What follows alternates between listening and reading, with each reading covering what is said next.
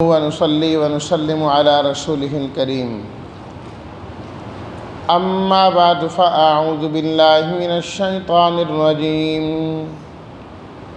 بسم الله الرحمن الرحيم إياك نعبد وإياك نستعين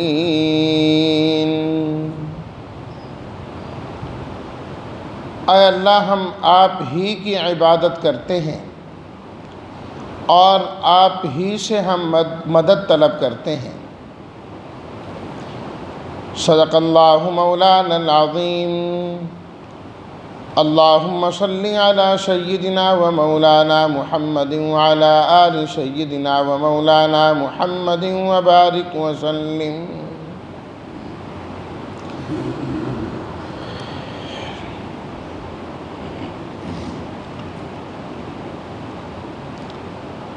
پہلی 3 آیات میں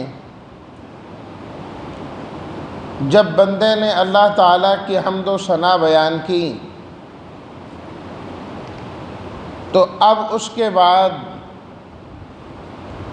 اپنی وفاداری کا اظہار کرتا ہے بندہ کہ پروردگار ہم تو صرف آپ کی عبادت کرتے ہیں، آپ کے حکموں کو بجا لاتے ہیں اور جو کچھ بھی کرتے ہیں یہ آپ کی مدد سے اور آپ کی توفیق سے ہی ہوتا ہے، ورنہ ہمارے اختیار میں کچھ نہیں ہے کہ ہم کچھ کر پائیں جب تک کہ اے اللہ آپ کی مدد شامل حال نہ ہو جائے۔ ایاک نعبد و ایاک نستعین، یہاں پر یہ نہیں کہا گیا کہ نعبد کا ہم آپ کی عبادت کرتے ہیں، ونستعین کا آپ سے مدد مانگتے ہیں۔ اللہ کے لیے جو کاف ضمیر لائی گئی نا کہ آپ، اس کو پہلے لایا گیا، ایاک نعبد، اے اللہ ہم آپ ہی کی عبادت کرتے ہیں، وَإِيَّاكَ نَسْتَعِينُ، اے اللہ ہم آپ ہی سے مدد طلب کرتے ہیں، آپ کے علاوہ کسی اور کی عبادت نہیں کرتے۔ یہ نہیں کہ یا اللہ آپ کی بھی عبادت، غیر کی بھی عبادت، آپ سے بھی مدد مانگیں اور غیر سے بھی مدد مانگیں، نہیں، یا اللہ ہم صرف آپ ہی کی عبادت کرتے ہیں، یہ ہوتی ہے عبادت۔ اس ہی پر اصل میں زور ہونا چاہیے، یا اللہ آپ ہی کی عبادت، آپ کے علاوہ کسی کی عبادت نہیں، آپ ہی سے مدد طلب کرنا، آپ کے علاوہ کسی اور سے نہیں۔ علامہ ابن کثیر رحمۃ اللہ علیہ نے یہ بات نقل فرمائی ہے اہل علم سے کہ پورے قرآن مجید کا خلاصہ سورۃ الفاتحہ ہے، اور سورۃ الفاتحہ کا خلاصہ ایاک نعبد و ایاک نستعین ہے۔ یہ جو آیت ہے، یہ جو جملے ہیں دو، یہ قرآن مجید کے 30 سپاروں کا خلاصہ ہے، 30 سپاروں کا خلاصہ ہے کہ اللہ ہم صرف آپ ہی کی عبادت کرتے ہیں۔ عبادت کیا ہوتی ہے؟ عبادت کہتے ہیں کسی کی انتہائی تعظیم کی وجہ سے اپنی انتہائی عاجزی کو اس کے سامنے ظاہر کرنا، کہ جس کی تعظیم کر رہے ہیں وہ تعظیم آخری درجے کی ہوں، اس بڑے تعظیم ہے ہی کوئی نہیں، اور اس کے سامنے اپنی انتہائی عاجزی کو ظاہر کرنا، اس سے بڑی عاجزی کیا ہے کہ انسان اپنا سر زمین پر رکھ دے، جھکا دے اس کے سامنے اپنے آپ کو، اس سے بڑی عاجزی کوئی نہیں ہو سکتی۔ اور پھر عقیدہ یہ ہو کہ میں جس کی اتنی بڑی تعظیم کر رہا ہوں، جس کے سامنے میں اپنی عاجزی کا اظہار کر رہا ہوں، وہ میری اس حالت کو جانتا ہے، جو میں اس کے سامنے کر رہا ہوں وہ میرے ایک ایک ذرے سے واقف ہے، اور وہ میری ہر مراد کو پورا کرنے پر قادر بھی ہے، پورا اختیار ہے اس کے پاس کہ میں اس سے جو مانگ رہا ہوں، جس مقصد کے لیے میں جھک رہا ہوں، وہ اسے پورا کرنے پر بھی قادر ہے۔ معبود بننے کے لیے یہ دو شرطیں ہیں کہ معبود وہ ہو سکتا ہے جو ہماری ہر حالت کو جانتا بھی ہو، اور پھر ہماری ضرورت کو پورا کرنے پر قادر بھی ہو۔ اور یہ بات اللہ تعالیٰ نے قرآن مجید میں کئی جگہ ارشاد فرمائی کہ اللہ نے اپنی یہ دو صفات بیان کی، پھر ساتھ ہی اللہ نے فرما دیا کہ معبود ایک اللہ ہے۔ 20واں سپارہ سورہ القصص، اللہ تعالیٰ ارشاد فرماتے ہیں وَرَبُّكَ يَخْلُقُ مَا يَشَاءُ وَيَخْتَارُ، آپ کا پروردگار جو چاہتا ہے پیدا کرتا ہے، اور اپنی مخلوق میں سے جس کو چاہتا ہے اللہ پسند کر لیتا ہے۔ مَا كَانَ لَهُمُ الْخِيَرَةُ، یہ اختیار کسی اور کے پاس نہیں۔ اللہ نے اپنے قادر مطلق ہونے کو بیان کیا، جو چاہوں پیدا کروں اور جسے چاہوں پسند کر لوں، قدرت آئی، قادر مطلق۔ وَرَبُّكَ يَعْلَمُ مَا تُكِنُّ صُدُورُهُمْ وَمَا يُعْلِنُونَ، دوسری صفت، تمہارا رب خوب جانتا ہے جو کچھ سینوں میں تم چھپاتے ہو اسے بھی جانتا ہے، اور جو تم لوگوں کے سامنے ظاہر کرتے ہو اللہ اسے بھی جانتا ہے۔ دونوں صفات آ گئی۔ ساتھ ہی اللہ نے کیا فرمایا؟ وَهُوَ اللَّهُ لَا إِلَٰهَ إِلَّا هُوَ، وہ اللہ ہے، اس کے علاوہ معبود کوئی نہیں۔ دو چیزیں بیان کی، ساتھ ہی فرمایا کہ وہ اللہ ہے، وہ الہ ہے، اس کے علاوہ کوئی نہیں ہے۔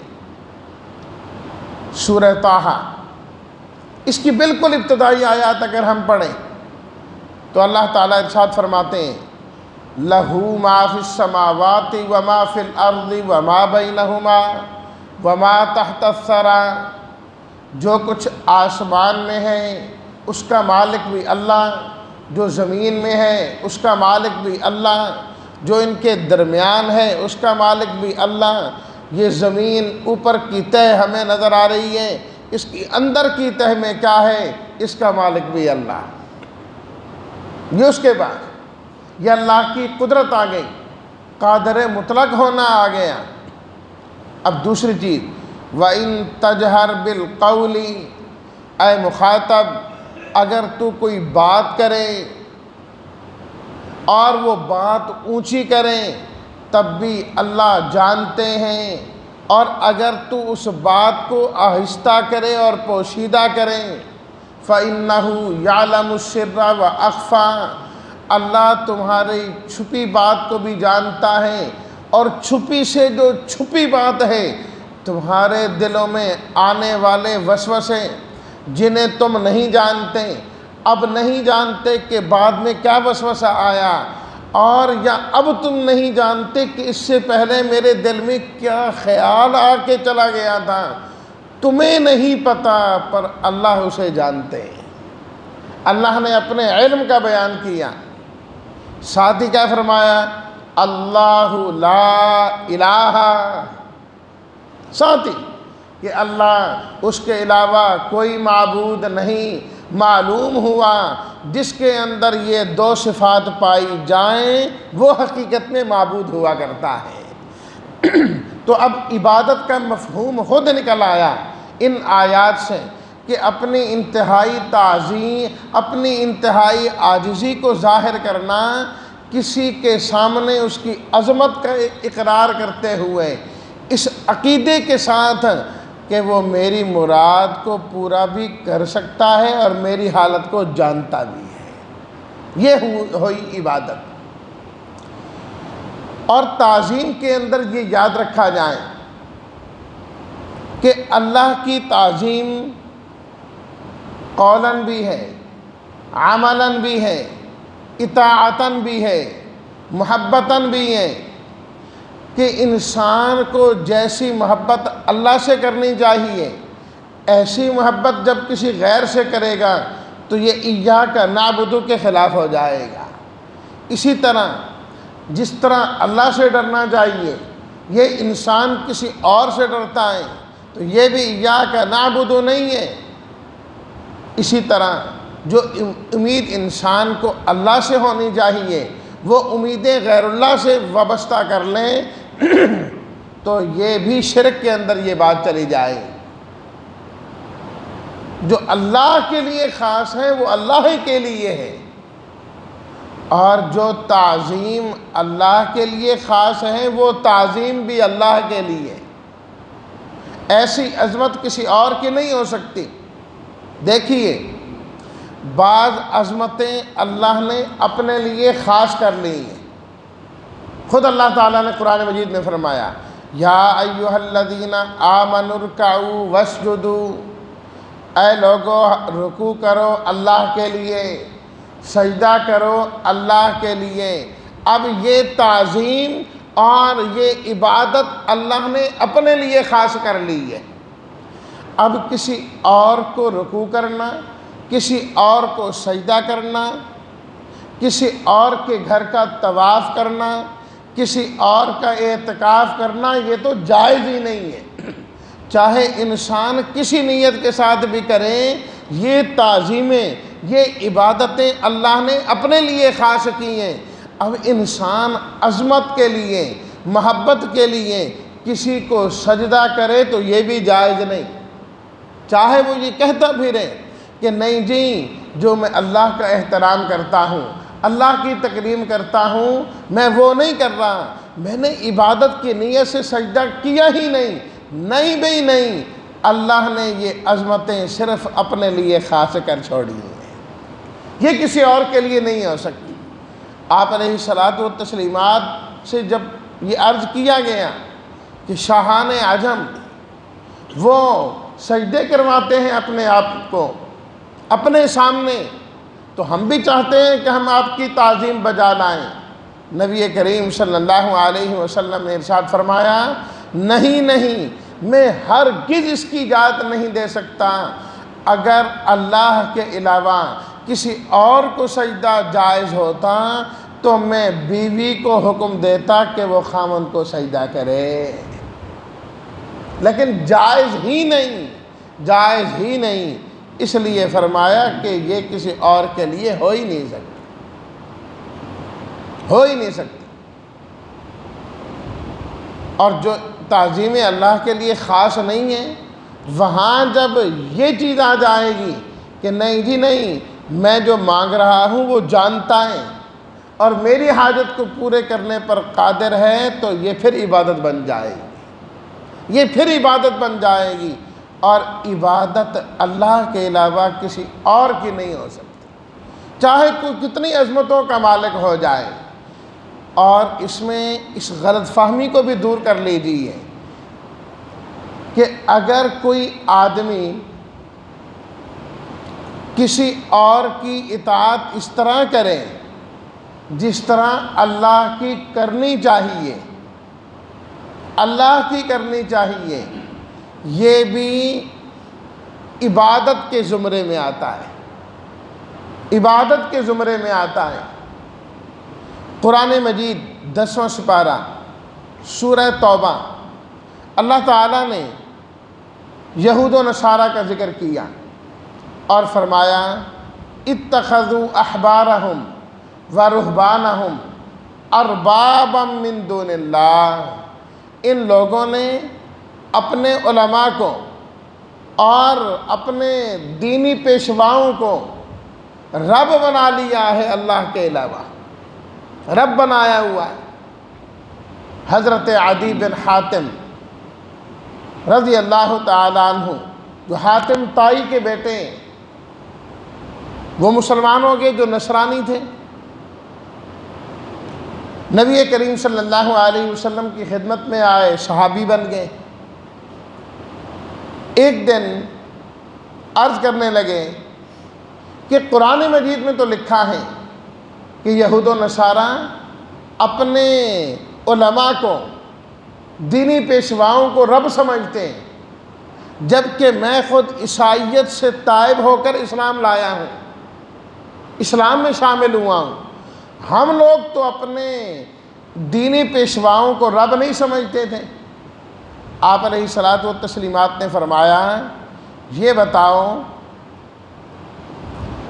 جو تمہارے اہل علم کہہ دیتے تھے تم وہ مانتے تھے؟ ہاں جی مانتے تھے۔ تمہاری کتاب میں لکھا ہے کہ چیز حرام ہے، وہ کہتے تھے کہ حلال ہے، تم مانتے تھے کہ نہیں مانتے تھے؟ جی مانتے تھے۔ اور اگر اسی طرح وہاں لکھا ہوا ہے اس کا الٹ، حلال کو حرام، حرام کو حلال، مانتے تھے؟ بالکل مانتے تھے۔ آپ علیہ الصلاۃ والتسلیمات نے فرمایا، اسی کو تو رب بنانا کہتے ہیں نا، اسی کو تو رب بنانا کہتے ہیں کہ حلال حرام کا سارا اختیار ان کو دے دیا، وہ جس کو کہہ دیں وہی حلال، جس کو کہہ دیں وہی حرام۔ فرمایا یہی رب بنانا ہے، ایسی اطاعت بھی غیر اللہ کی جائز نہیں، ایسی اطاعت بھی جائز نہیں۔ ہاں اہل علم سے مسئلہ پوچھنا ہے کہ وہ قرآن و سنت کی روشنی میں بتائیں۔ خود اللہ نے فرمایا فَاسْأَلُوا أَهْلَ الذِّكْرِ إِن كُنتُمْ لَا تَعْلَمُونَ، اگر تمہیں علم نہ ہو تو اہل علم سے پوچھ لیا کرو، اہل علم سے پوچھ لیا کرو۔ اہل علم یہ بتائیں گے کہ قرآن میں یہ لکھا ہوا ہے، حدیث میں یہ موجود ہے، قرآن و سنت کی روح سے یہ حلال ہے، قرآن و سنت کی روح سے یہ حرام ہے، وہ آپ کو بتائیں گے، کیونکہ آپ جانتے نہیں۔ یہ ان کو رب بنانا نہیں ہے۔ رب تو یہ بنانا تو یہ ہے کہ قرآن میں کچھ اور ہے وہ کسی اور چیز کی تعلیم دے رہے ہیں، یہ جائز نہیں ہے۔ اور اسی طرح حضرت عدی کا حوالہ آیا تو میں یہ بات بھی ذکر کرتا جاؤں۔ ایک مرتبہ مسند احمد کی روایت ہے، حضرت عدی بن حاتم رضی اللہ تعالی عنہ آپ علیہ الصلاۃ والتسلیمات کی خدمت میں آئے اور انہوں نے اپنے گلے میں وہ صلیب لٹکائی ہوئی تھی، نشان کراس کا۔ آپ علیہ الصلاۃ والتسلیمات نے فرمایا القی عنک ھذا الوصل، اے عدی یہ کیا بت گلے میں لٹکایا ہے، اس کو ہٹا دے، اس کو لٹکانا بھی ٹھیک نہیں ہے۔ معلوم ہوا شرک بھی جائز نہیں اور شرک کی علامات بھی جائز نہیں ہے۔ شرک کی علامات سے بھی بچنا چاہیے، ہر وہ کام جس سے شرک کی بو آتی ہو اس سے بھی بچنا چاہیے۔ ایاک نعبد، اے اللہ ہم آپ ہی کی عبادت کرتے ہیں، وایاک نستعین، دوسرا جملہ، اے اللہ ہم مدد بھی آپ ہی سے مانگتے ہیں، آپ ہی سے طلب کرتے ہیں، آپ کے علاوہ کسی اور سے نہیں۔ ایک ہوتی ہے مدد اسباب کے تحت، یار یہ چیز مجھے پکڑا دینا، پانی کا گلاس لانا، یہ ناجائز نہیں ہے، یہ تو جائز ہے۔ ما فوق الاسباب، اسباب سے اوپر جو اللہ تعالیٰ کی خاصیت ہے، اللہ مدد کرتے ہیں بغیر اسباب کے، سبب کے محتاج نہیں۔ اسی طریقے سے عقیدہ رکھنا کہ فلاں بھی دور اور نزدیک سے حاجت کو سن کر پورا کرتا ہے، اس لیے میں اس سے مدد مانگتا ہوں، یہ جائز نہیں ہے، اس سے منع فرمایا گیا ہے۔ ما تحت الاسباب تو انبیاء کرام نے مانگی۔ حضرت عیسیٰ علیہ الصلاۃ والتسلیمات نے خود کہا من انصاری الی اللہ، اللہ کے لیے میری کون مدد کرے گا؟ قال الحواریون نحن انصار اللہ، یہ اسباب کے درجے میں ہے۔ یہ شرک کے زمرے میں نہیں ہے۔ اور غیر اللہ سے مدد اور استعانت عام طور پر آتی کہاں سے ہے؟ انسان جب یہ دیکھتا ہے کہ یہ کمال غیر کے اندر پایا جاتا ہے، مثال کے طور پر انبیاء کے معجزات کو دیکھتا ہے کہ ان کے ہاتھوں پر ایسی چیزیں ظاہر ہو رہی ہیں جو عام انسان نہیں کر سکتا، کو دیگر لوگ نہیں کر سکتے، یا وہ یہ دیکھتا ہے کہ فلاں بزرگ جو ہے اس کے ہاتھ میں سے ایسی کرامت ہو گئی، ایسا کام ہو گیا کہ باقی نہیں کر سکیں، وہ یہ سمجھنے لگ جاتا ہے کہ شاید یہ بھی طاقتوں اور قوتوں کا مالک ہے، وہ اسی کے پیچھے، جی بڑے اختیارات اس کے پاس ہیں، جی بڑی چیزیں اس کے پاس ہیں۔ یاد رکھیے اللہ اپنے نبیوں کے ہاتھوں پر جو معجزات ظاہر کرتے ہیں، وہ معجزہ ظاہر تو نبی کے ہاتھ میں ہوتا ہے، لیکن اللہ اسے وجود میں لانے والے ہوتے ہیں۔ کسی نبی کے اختیار میں نہیں ہوتا کہ وہ کر کے دکھا سکے۔ اللہ تعالیٰ نے خود قرآن میں فرمایا وَمَا كَانَ لِرَسُولٍ أَن يَأْتِيَ بِآيَةٍ إِلَّا بِإِذْنِ اللَّهِ، کسی رسول کے اختیار میں نہیں ہے کہ کوئی معجزہ، کوئی نشانی، کوئی آیت لا کر دکھا دیں جب تک کہ میرے اللہ کا حکم نہ ہو جائے، رب کے حکم سے، ورنہ تو انبیاء کو پتہ ہی نہیں ہوتا کہ میرے ہاتھ پر یہ بھی ظاہر ہونے والا ہے۔ قرآن مجید سورہ طٰہٰ کا بھی ذکر آیا نا، اللہ نے حضرت موسیٰ علیہ السلام سے پوچھا وَمَا تِلْكَ بِيَمِينِكَ يَا موسیٰ، اے موسیٰ آپ کے ہاتھ میں کیا ہے؟ تو بتایا یہ میرا ڈنڈا ہے، سہارا بھی لگاتا ہوں، پتے بھی جھاڑتا ہوں، بڑے کام آتے ہیں۔ کہیں انہوں نے یہ بیان کیا کہ یہ سانپ بھی بنتا ہے؟ نہیں، ہاتھ میں جو فائدے معلوم تھے وہ بتا دیے۔ اللہ نے ساتھ ہی کہا القیھا، پھینکیے، فَإِذَا هِيَ حَيَّةٌ تَسْعَىٰ، وہ تو سانپ بن کے دوڑنے لگا۔ تو معجزہ نبی کا ہوتا ہے، کرامت ولی کی ہوتی ہے، لیکن اختیار رب العالمین کا ہوتا ہے، رب العالمین کے اختیار سے۔ تو اس لیے کسی کے ہاں بڑی سے بڑی کوئی چیز دیکھ لے انسان، عقیدہ یہی ہے کہ یہ میرے رب کا کمال ہے۔ جب یہ ذہن ہوگا تو پھر انسان کبھی بھٹکے گا نہیں، کبھی بھٹکے گا نہیں، پھر رہے گا اسی پر۔ تو ہر وقت انسان کے سامنے یہی جملہ رہنا چاہیے ایاک نعبد و ایاک نستعین، اے اللہ ہم آپ ہی کی عبادت کرتے ہیں اور آپ ہی سے مدد طلب کرتے ہیں، کسی اور سے نہیں۔ کافی ہے اللہ سب کی حاجت روائی کے لیے، نبی پیغمبر امام فقط رہنمائی کے لیے۔ پڑھتے ہو نماز میں ایاک نعبد و ایاک نستعین، پھرتے ہو پھر بھی در بدر مشکل کشائی کے لیے، کہ نماز میں ہم اللہ سے وعدے کرتے ہیں اے اللہ آپ کی عبادت کریں گے اور آپ سے مدد طلب کریں گے۔ جب نماز چھوڑ کے باہر گئے، جہاں کچھ تھوڑا سا ہوتا دکھائی دیا، ہم نے بھی اپنی جبین وہاں جھکائی، جہاں دیکھا کہ لمبی قبر ہے وہاں ہم نے بھی سر جھکایا، جہاں دو جھنڈیاں دیکھ لیں ہم بھی اس جیسے ہی ہو گئے۔ اور رب سے کیا وعدہ کدھر گیا؟ رب سے تو ابھی وعدہ کر کے آ رہے ہو کہ اللہ ہم آپ کے در کے علاوہ اس سر کو نہیں جھکائیں گے اور آپ کے علاوہ کسی سے مدد بھی حاصل نہیں کریں گے۔ اللہ ہم سب کو اس عقیدے پر مضبوطی کے ساتھ قائم اور دائم رہنے کی توفیق عطا فرمائے۔ وآخر دعوانا ان الحمد للہ رب العالمین۔